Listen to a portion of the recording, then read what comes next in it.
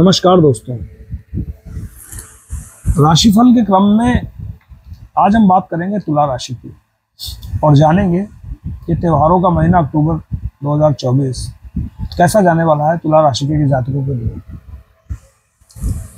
तो समय ना गंवाते हुए शुरुआत करते हैं। सबसे पहले ग्रह स्थिति देखते हैं। देखिए, ये जो सबसे पहले आपको बताएं कि ये जो हम राशिफल बता रहे हैं ये तुला राशि और तुला लग्न के लिए है। अगर तुला लग्न हटाए सिर्फ राशि पर तो चंद्र राशि पर आधारित आप इसको मानेंगे तो ये आपको थोड़ा ज़्यादा रेजोनेट मिलेगा आपसे। अन्यथा अगर आपकी लग्न चेंज होती है, तुला के अलावा कोई और लग्न होती है, तो इसमें उसके आपको इतने असर आपको देखने को नहीं मिलेंगे। ये कॉमन एनालिसिस है, कॉमन प्रेडिक्शन है, तो ज़रूरी नहीं कि सबके साथ पूरा मैच करें, लेकिन हाँ काफ़ी हद तक आपके साथ मैच जरूर करेगा। तो समय ना गंवाते हुए शुरुआत करते हैं। जानते हैं सबसे पहले ग्रह स्थिति। सूर्य लगभग 17 तारीख तक कन्या राशि में रहेंगे। कन्या राशि के बाद जो है वो 17 तारीख को जो है वो नीच के होकर के तुला राशि में जाएंगे। चंद्रमा तो मूवेबल है, जाहिर सी बात है शुरुआत चंद्रमा की जो है वो 6th हाउस से होगी, और वो तो चूंकि 2.25 दिन 2.5 दिन का होता है तो वो तो चेंज होते रहते हैं, उनको तो हम लोग बाद में काउंट करते हैं। अभी जब पूरा राशिफल बताएंगे उस आधार पर बताएंगे तो उसकी तो चेंज होता रहता है। 6th हाउस से स्टार्ट होगा 1 तारीख से। मंगल तकरीबन ये मान के चलिए कि मंगल आपके 20 तारीख तक जो है 20 तारीख की दोपहर 3 साढ़े 3 बजे तक मिथुन राशि में ही रहेंगे। लगभग 2/3 महीने का भाग जो है वो मंगल मिथुन राशि में रहेंगे। उसके बाद वो नीच के होकर के कर्क राशि में जाएंगे। उसके बाद बुध चूंकि अस्त चल रहे हैं अभी, और बुध भी चूंकि इस तुला लग्न में भाग्येश होते हैं, और अस्त बुध जो है वो तकरीबन 23 तारीख तक जो है वो कन्या राशि में ही रहेंगे स्वराशि होकर के। लेकिन जब उसके बाद तुला में जाएंगे तब ये उदित हो जाएंगे 23 तारीख के बाद। 23 तारीख से गुरु एज इट इज वृषभ राशि में चल रहे हैं, वृषभ में ही चलेंगे, बट गुरु 10 तारीख से 9 तारीख के बाद से 10 तारीख से वक्री हो जाएंगे और तुला लग्न के लिए ये अष्टम भाव में होंगे।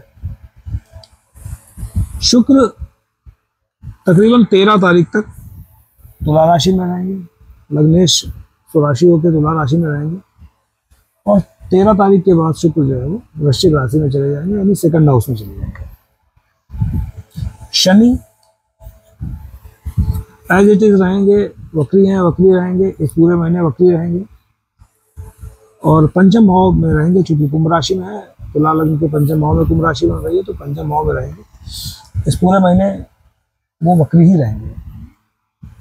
राहु और केतु, अब राहु 12वें भाव में है, मतलब यानी कि 12वें मीन राशि में है। इस तुला लग्न में कार्य से देखा जाए तो वो फिर 6th हाउस में आ जाते हैं, और केतु जो है 12th हाउस में आ जाते हैं, तो एक तरह का शत्रुहंता योग भी बनाते हैं। अभी तत्कालिक स्थिति में वो शत्रुहंता योग बना रहे हैं। एज इट इज है, पहले भी ऐसे ही थे। तो ये है कुछ ग्रह स्थिति। इसके आधार पे अगर देखेंगे तो जैसा कि अभी आप पिछले करीबन 12-13 दिनों से अपनी स्थिति देखते आ रहे हैं कि आपका सेल्फ फोकस्ड कुछ ज़्यादा ही है, अपने ऊपर ज़्यादा ध्यान है। और अगर देखा जाए तो थोड़ा सा आपको ऑफिस के फील्ड में जो परेशानी चल रही है, मतलब अपने विरोधियों से या अपने कंप्यूटर से परेशानी चल रही है, इसमें अपने व्यापार में कंप्यूटर से परेशानी चल रही है, वो थोड़ा सा एज इट इज बना रहेगा।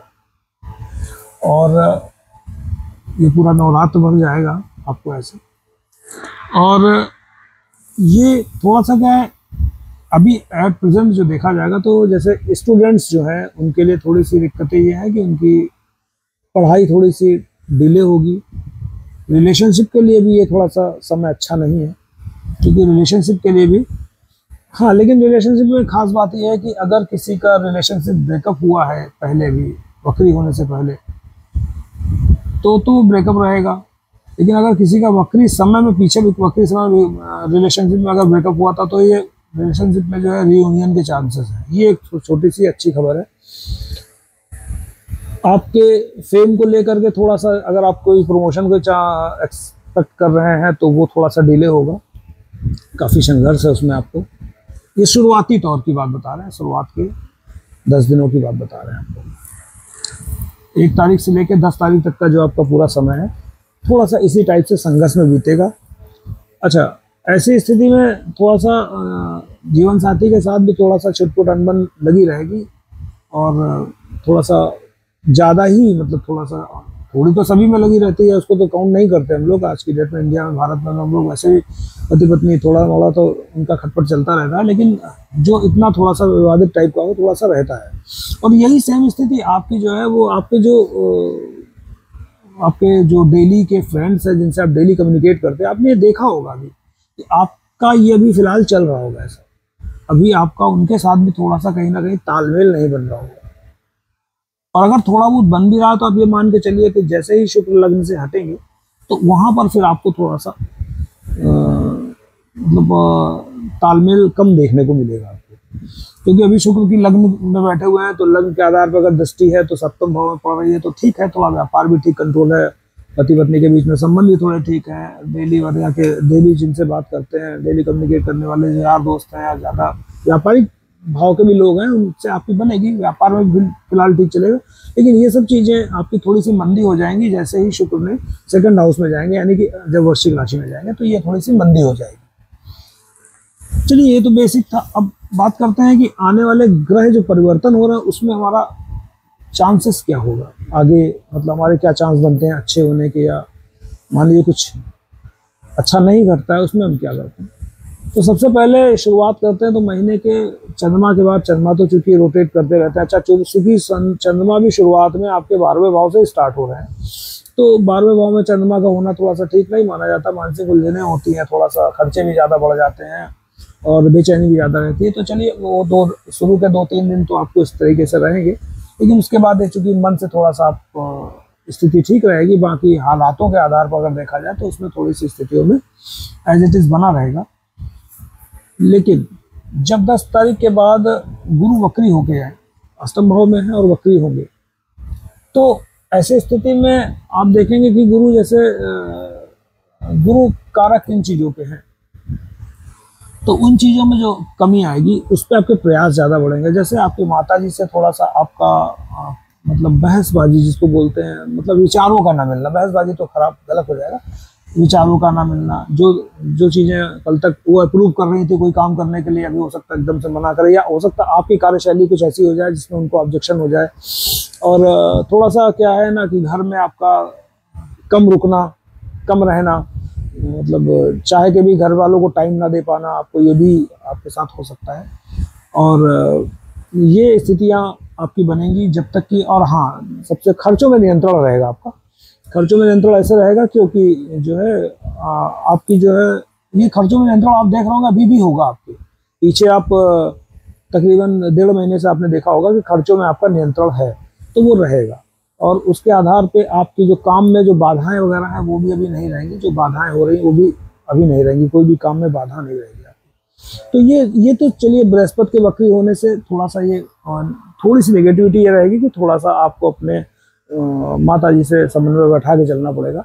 और थोड़ा सा पब्लिक फिगर अगर कोई व्यक्ति है, public figure in the sense कि जैसे जिसका पब्लिक से काम चलता है या ग्रुप से या मास में जिनका ज़्यादा काम चलता है, तो उनके साथ ये है कि उनको थोड़ा सा अपने व्यवहार को लेकर के, अपनी सोच को लेकर के, अपने वाणी मतलब इन द सेंस जो शब्द वो बोल रहे हैं, आप जो भी पब्लिक से जुड़े लोग हैं तो शब्दों को बोलें तो चयन शब्दों के अच्छे होने चाहिए, आपके लिए हितकारी होने चाहिए, वरना 84 बात में आपके बने बनाए काम बिगड़ जाएंगे। पब्लिकली अगर कोई प्लेटफॉर्म पे अगर कोई जॉब कर रहा है जो पब्लिक से टच में है, कोई ऐसा काम आपका जो पब्लिक से टच होता है, उनमें आपको थोड़ा सा रखना पड़ेगा। और खाने में स्पेशली आपको खाने में थोड़ा सा एहतियात बरतना पड़ेगा।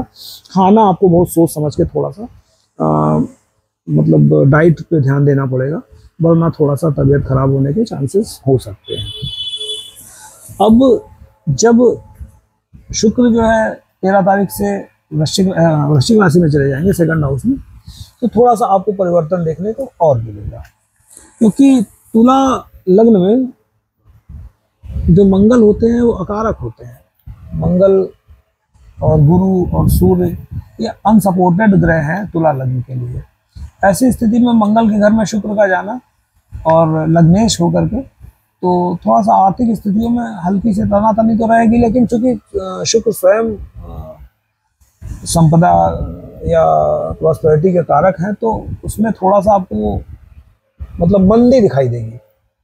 शुरुआत में आपको मंदी दिखाई देगी, क्योंकि वहीं पर बैठ के गुरु की वक्र दृष्टि भी पड़ रही है, तो थोड़ा सा हो सकता है हल्की सी राहत मिले, क्योंकि गुरु की 7वीं दृष्टि सीधे सीधे वहीं पड़ रही है, तो उसमें थोड़ा आपको राहत मिल सकती है। लेकिन जो आपकी उम्मीदें हैं उसमें आप खड़े नहीं उतर पाएंगे कायदे से देखा जाए तो, और ये चीज़ें आपकी चलेंगी। उसी के बाद आप देखेंगे कि शुक्र जो है वो तकरीबन 17 तारीख को लग्न में आ जाएंगे, और उसके बाद बुध भी जो है आपके लग्न में भी आ जाएंगे। बुध 23 तारीख से शायद लग्न में आ जाते हैं बुध, आई थिंक बुध जो है, हाँ बुध 23 तारीख को करीब लग्न में आ जाएंगे।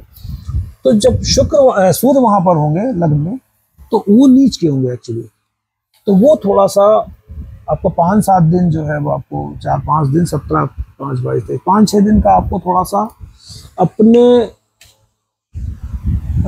थोड़ा सा मतलब क्या बोलेंगे कि अपने अहम को थोड़ा सा आपको दबा के रखना पड़ेगा। बात बात पे किसी से बहस नहीं करनी होगी, और खासकर अपने जीवन साथी के साथ आपको थोड़ा सा, और अपने वर्किंग पार्टनर्स के साथ जो बिजनेस पार्टनर हैं उनके साथ आपको थोड़ा सा व्यवहार में बहुत सोच समझ के करना पड़ेगा। क्योंकि नीच का सूर्य और बाधकीय सूर्य लग्न में बैठ जाएगा, तो बिल्कुल स्पष्ट बताते हैं अगर आपको दिवाली अपनी अच्छी करनी है इस महीने में, तो आपको 5 दिन मुंह में पट्टी बांध के रहनी पड़ेगी और अपनी सोच को थोड़ा सा लिबरल करना पड़ेगा। वहां पर अहम नहीं चलेगा, 5 दिन आपको ऐसा करना पड़ेगा। और 5 दिन के बाद जब बुध वहां पर आ जाएंगे सूर्य के साथ, चूंकि गैप बहुत रहेगा तो अस्त नहीं होंगे, अब बुध उदित हो चुके होंगे, तो वहां पर चूंकि भाग्येश अगर लग्न में आ जाता है तो फिर आप ये कह सकते हैं आपका लक वहां से स्टार्ट हो जाएगा काम करना, और वो जो उसके बाद का जो समय है वो आपके लिए बहुत अच्छा होगा। लेकिन आपको इसके लिए इंपॉर्टेंट ये है कि आपको 5 दिन तक बड़ा ही अपने सोच पे, अपनी वाणी पे, अपने अहम पे ताला लगा के रखना पड़ेगा, वरना आपका व्यापार भी खराब हो सकता है, हो सकता है आपका वैवाहिक जीवन भी थोड़ा सा परेशानी में आ सकता है। परेशानी में झगड़े लड़ाई होते हैं, कोई ऐसा तो है नहीं तलाक हो जाता है, मतलब झगड़े लड़ाई हो, त्योहारों के महीने में पता चला घरवाले से झगड़ा हो गया, घरवाले झगड़ा हो गया तो पता चला पूरा महीना खराब हो गया, तो उससे आपको थोड़ा बचना पड़ेगा। वर्किंग पार्टनर है उनसे कोई बहसबाजी हो गई तो ये भी अच्छा सीजन का महीना है, तो इसमें दिक्कत हो जाती है। और खासकर अपने बॉसेस से भी आपको थोड़ा, क्योंकि सूर्य बॉसेस का भी कारक होता है, तो ऐसी स्थिति में आपको थोड़ा बॉसेस से भी मतलब तालमेल बिठा के रखना पड़ेगा, क्योंकि 10th हाउस में बैठा नीच का मंगल अपनी 4थी दृष्टि सूर्य को दे रहा है वहां पर, तो वो भी आपके लिए थोड़ा सा घातक हो सकता है। तो इसलिए आपको 5 दिन तक तो आपको बहुत ही अच्छे से संभाल के रहना पड़ेगा, 17 से लेकर 23 तक। 23 के बाद स्थितियां नॉर्मल होंगी और उसके बाद काम करेगा आपका भाग्य। आप ये मत कहिएगा कि सूर्य तो बदल नहीं जाएगा या भाग्य वहाँ बुध तो कमजोर है और मंगल की दृष्टि तब भी पड़ेगी। हाँ, इसका भी आपको जवाब दे देते हैं कि कुंडली में अगर कायदे से देखा जाए तो सबसे ताकतवर जो भाव होता है वो 10वां भाव होता है, और अगर उसी तरह देखा जाए तो सबसे, मेरे हिसाब से मैं अगर काउंट करूं तो सबसे ताकतवर भावाधिपति जो होता है वो 9वां भाव का होता है। कहते हैं ना कि भाग सही भाग बली तो सब बली। आप कितने भी कर्म करेंगे, अगर आपका भाग 90% कर्म साथ देता है, ये बात सच है कि आप कोई भी काम करते हैं तो 90% कर्म होता है और 10% जो तड़का लगता है उसमें वो भाग्य का होता है। लेकिन ये भी सच है कि आप 90% काम करेंगे और 10% भाग का तड़का लग जाएगा तो आपका वारा न्यारा हो जाएगा, वरना 100% आप कर्म करेंगे तो कर्म तो सुबह शाम तक रिक्शे वाला भी करता है, कर्म तो पल्लेदार भी करता है। भाग्य के तड़के की तो जरूरत है, तभी तो आदमी IAS बन जाता है, तभी तो उसके डिसीजन जो होते हैं इतनी क्विक अच्छे रिजल्ट दे देते हैं। क्यों? क्योंकि भाग्य का तड़का लगा हुआ है। तो भाग्येश खुद में इतना बली होता है, क्योंकि इस कुंडली में बुध भाग्येश है और भाग्येश होकर लग्न में जाएगा, तो आप समझिए लग आपका कितना सपोर्ट कर रहा है। आप उस समय कहते हैं ना, मतलब इसको थोड़ा सा अतिशयोक्त मत लीजिएगा, लेकिन सच्चाई यही कहते हैं कि अगर भाग्येश लग्न में आ जाए या लग्नेश भाग्य में चला जाए तो ये बहुत अच्छा कॉम्बिनेशन होता है। वो कहते हैं ना, आदमी मिट्टी छुए तो सोना हो जाता है। तो आप ये मान के चलिए जो आखिरी का सप्ताह है, हफ्ता है आपका 23 तारीख से लेके और पूरा, मतलब जब तक कि आपके बुध वहां तक रहेंगे, तुला राशि में जब तक कि रहेंगे तो अच्छा, तुला राशि में रहेंगे। और एक चीज और भी देखेंगे, आप देख पाएंगे कि लग्नेश और भाग्येश एट प्रेजेंट नैसर्गिक मित्र तो ही हैं, इस समय तात्कालिक मित्रता में भी है। तो अगर कैलकुलेट करेंगे तो पंचदा मैत्री भी तीनों की तीनों मैत्रियों में बिल्कुल सपोर्टेड है। तो ऐसी स्थिति में कहते हैं ना कि जब दो ताकतवर लोग मिल जाएं या बड़े मेन लोग मिल जाएं तो उनका फिर बाकी लोग कुछ नहीं बिगाड़ सकते। तो स्थिति ऐसी कुछ आ जाएगी। तो अगर निचोड़ निकाला जाए तो आपको ये ज़रूरत, मतलब पक्का हम कहेंगे कि आपका थोड़ा इस महीने आपको मेहनत ज़्यादा करनी पड़ सकती है। व्यापार से लेकर के आपको थोड़ी मेहनत ज़्यादा करनी पड़ेगी। और आपको मतलब थोड़ा सा आपको कंपटीटर से भी आपको थोड़ा सा ये रहेगा ना कि जैसे कंपटीशन देखने को ज़्यादा मिलेगा अपने करियर में इस महीने। मान लीजिए आपका कोई टारगेट वगैरह है तो कंपटीटर आपसे ज़्यादा, मतलब भले आप जीतेंगे लेकिन कहीं ना कहीं आपको ऐसा महीने के लास्ट तक लगता रहेगा यार पता नहीं ये आगे निकल जाए, हम पीछे निकल जाए, ऐसा नहीं। तो इस चीज़ में आप भय बना रहेगा। भले जीतेंगे लास्ट में, आप कैलकुलेट करेंगे, आप देखेंगे लास्ट में महीने के कि जीतेंगे आप ही, लेकिन महीने भर ये भय बना रहेगा। महीने भर ये एक दिमाग माइंडसेट रहता है, अरे यार उससे कंपटीशन करना, कंपटीशन में उलझा हुआ रहेगा आपका दिमाग। ये एक इम्पॉर्टेंट चीज़ है। और चूंकि लाभ भाव को शनि देख रहे हैं तो जाहिर सी बात है शनि की दृष्टि कैसी होती है बताने की जरूरत नहीं है। तो थोड़ा सा लाभ में मंदापन तो रहता है। तो लेकिन आप ये मान के चलिए कि जैसे ही आपका लास्ट मोमेंट पे बुध लग्न में आएंगे तो आपकी लगभग 90% प्रॉब्लम्स आपकी खत्म हो जाएंगी। इस महीने आपके साथ अगर देखा जाए तो अच्छा ही क्या है, मेहनत है। पहली बात तो खराबी में देख लेते हैं, मेहनत है, आपको थोड़ा सा एक्स्ट्रा मेहनत लगेगी। तो स्टूडेंट्स हैं उनकी पढ़ाई थोड़ी सी हो सकता है डिस्टर्ब हो सकती है। और थोड़ा सा फेम में भी, मतलब थोड़ा सा आपका अगर कोई प्रमोशन है उसमें भी डिले लग सकता है। हाँ, अगर कोई किसी का फॉरेन जाने का कोई ट्रिप हो रहा है या कोई चांस बन रहा है तो वो भी अभी नहीं होगा, वो भी आपको अगले महीने ही हो पाएगा। अगर कोई फॉरेन जाने के लिए या बाहर जाने के लिए भी अगर तैयारी कर रखी है आपने तो वो इस महीने नहीं होगा, वो अगले महीने होगा। ये आपकी चाहे नुकसान कह लीजिए चाहे फायदे कह लीजिए। लेकिन अगर देखा जाए, अच्छा हाँ, दूसरा क्या है, थोड़ा सा गाड़ी वगैरह के लिए आपको थोड़ा सा सतर्क रहना पड़ेगा। चलाते समय आपको अपना सावधानी बरतनी पड़ेगी, एक्सीडेंट से आपको बचना पड़ेगा। ये थोड़ा सा महीना आपके लिए इस मामले में थोड़ा सा गड़बड़ साबित हो सकता है, इसलिए आपको इसमें एहतियात बरतनी पड़ेगी। और अच्छाई क्या है, अच्छाई ये है कि कुछ पर्टिकुलर लोगों के लिए, जैसे किन्हीं का आज से साल भर पहले अगर तुला लग्न का कोई व्यक्ति है उसका अगर रिलेशनशिप टूटा हो तो वो रिलेशनशिप आपका रीयूनियन हो सकता है। पहला तो ये है। दूसरा क्या है कि कहीं ना कहीं शुरुआत महीने के 15 दिन तक जो है आपका वैवाहिक जीवन अच्छा मस्त बना रहेगा। उसके बाद आपके स्वविवेक पर निर्भर करता है, क्योंकि सूर्य कैसा है मैंने आपको बताया कि वो नीच का होकर लग्न में आ जाएगा तो सप्तम हाउस में सीधी सीधी उसकी दृष्टि पड़ेगी, तो वहाँ थोड़ा आपको एहतियात बरतना पड़ेगा। हमने कहा ना 5 दिन आपको मुंह में ताला लगा के रखना पड़ेगा, मुंह में दिमाग में, मतलब आपका मन आपको उछालेगा कि भाई अहम दिखाएगा, क्योंकि सूर्य बाधकेश होता है, ये ध्यान रखिएगा। इस कुंडली में सूर्य बाधकेश होता है और बाधकेश होकर के वो लग्न में आ जाएगा तो आप कोई ना कोई ऐसे स्टेप उठाएंगे जो आपके सारे कामों में अड़चने आएंगी। वो जैसे ही हटेगा वो धीरे धीरे अपने ग्रह अपना प्रभाव देते हैं। देखिए ग्रह से बड़ा कोई, ग्रह से कोई नहीं जीत सकता, वो अपने काम करके रहते हैं, करवा लेते हैं आपसे। बस क्या है, रेमेडी थोड़ी ये होती है कि आप ये मतलब मेंटली प्रिपेयर होते हैं तो उसको अपने हिसाब से हैंडल कर लेते हैं और नुकसान थोड़ा सा कम होता है। इसीलिए पहले बता देना, ज्योतिष क्या है, ज्योतिष एक मतलब पूर्वानुमान है, पूर्वाभास है, जिसके आधार पर अपनी लाइफ सेट कर सकते हैं। तो ये चीज़ें आपको देखनी होंगी। बस हाँ, ये जरूर कहेंगे कि आपका जो आखिरी का सप्ताह है वो आपका काफ़ी अच्छा जाने वाला है। क्योंकि एक बात और है, आप इस बात को मानिए और आपको मतलब आप इसको एडमिट करेंगे ही करेंगे कि इम्पॉर्टेंट थिंग इज दैट कि इस कुंडली में, तुला लग्न की कुंडली में या तुला राशि वालों के लिए जो शनि होते हैं वो योग कारक ग्रह होते हैं, उनका योग कारक तो कहते हैं, राजयोग कारक बोलते हैं, राजयोग कारक ग्रह होते हैं। और उनकी सेटिंग अभी एट प्रेजेंट इतनी प्यारी है कि आपने देखे होंगे आपके पास कोई मेजर, जब तक शनि वक्री नहीं हुए थे तब तक कोई आपके पास मेजर प्रॉब्लम्स नहीं आई होंगी। और शनि मेजर तो अभी भी नहीं आई होंगी, क्योंकि राजयोग कारक ग्रह अगर त्रिकोण में बैठ गया तो वो बहुत बड़ी अच्छी सिटिंग मानी जाती है।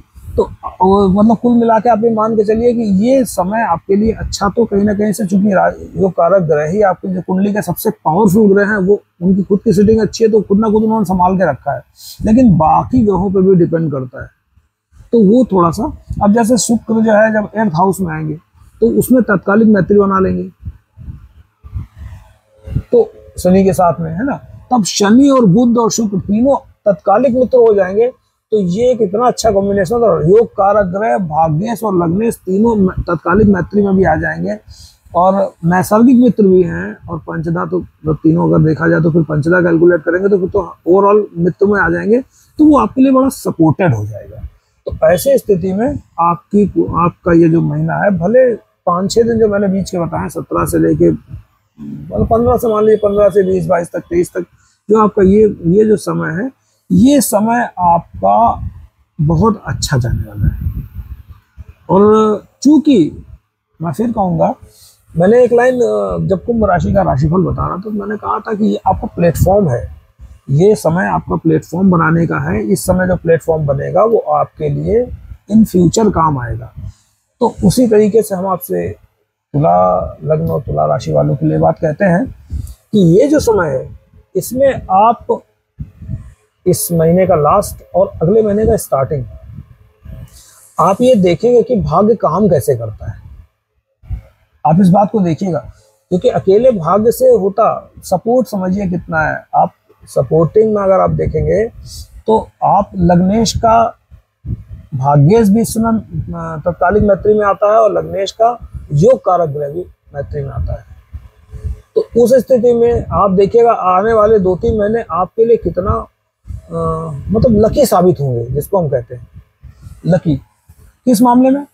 आपके ग्रोथ के मामले में, आपके कैरियर के मामले में, इन सब चीजों में। तो आप ये देखिए इसके बाद जो है बुध है वो सेकंड हाउस में, मतलब सेकंड हाउस में चले जाएंगे, लग्न के बाद सेकंड हाउस में जाएंगे। शुक्र, माना कि शुक्र थोड़ा वहां पर आएंगे लेकिन रहेंगे मैत्री में। और भाग्येश का इन सब जगहों पे जाना, लग्न में, सेकंड हाउस में, या भाग्येश का पंचम में जाना है, भाग्येश का भाग्य भाव में बैठ जाना, भाग्येश का दसम भाव में बैठ जाना, भाग्येश का एकादश भाव में बैठ जाना, ये थोड़ी अच्छी सिचुएशन मानी जाती है चार्ट के अंदर।